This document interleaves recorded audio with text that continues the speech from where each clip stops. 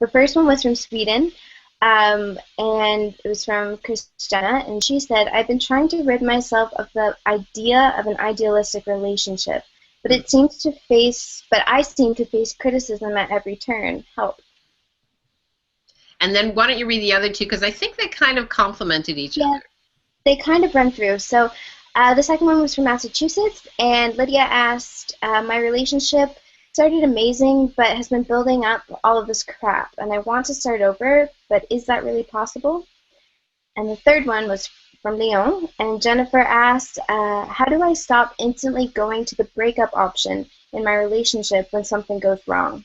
Great. So I think when Marcel read these to me before the Google Hangout, what struck me is they all have to do with an ideal relationship, an ideal breakup, an ideal way of being. What if there was no such thing?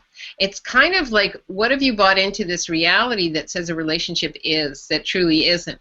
That if you didn't buy it as true or real, would actually give you the kind of relationship you've been asking for. Whew. Okay.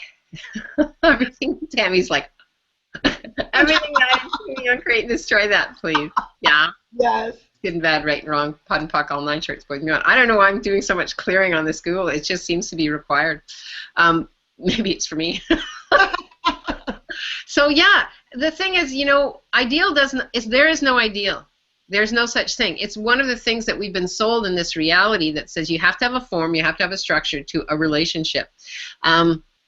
And how much do we imprison ourselves in the ideal?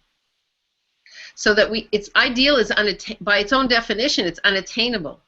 Like if I was going to stop the Google Hangout, I'd go and get a dictionary to look up what ideal is. It's the unattainable. There's no such thing. So we're constantly running towards something that's not even there, or running backwards to something that we've decided was ideal in someone else's relationship.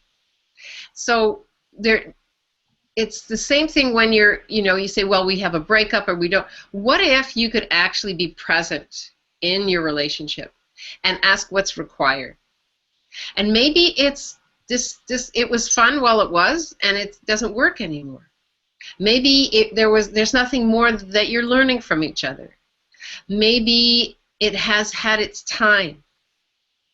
We have a point of view that there's one relationship for all mankind. Well, just because you say till death do you part doesn't mean that you have to kill yourself over the relationship.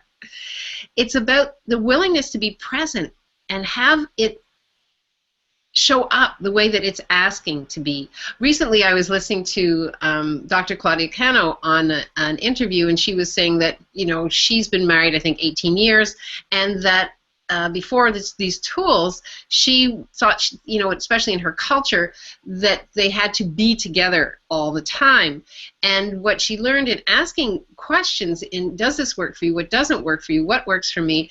That they actually see each other maybe 12 or 15 days a year, and it actually works for them. It's a kind of marriage that works for them. So for some other people, they might say, well, that's not my ideal of marriage or my ideal of a relationship. It's really being gut honest with yourself and seeing what works for you. Like truth, do you want to be 100% of your time with somebody else? Right? What is it that you're asking for in a relationship? And everywhere you're not willing to give yourself that. See, we often look ideally to someone in a relationship to complete us, to do for us, to give to us, to support us. Well, really, what is it that you're asking for that you're not willing to give yourself?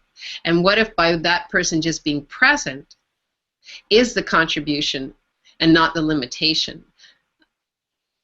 Yeah, and there's also a point there about breakup. What if you could actually be willing to not hold on to anything, so there's no breaking up.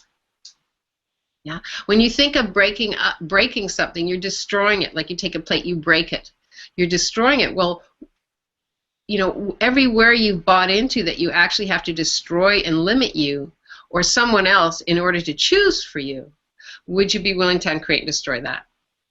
Good and bad, right and wrong, PUD and PUC, all nine shorts, boys and beyonds. Yeah. Cool. How's that?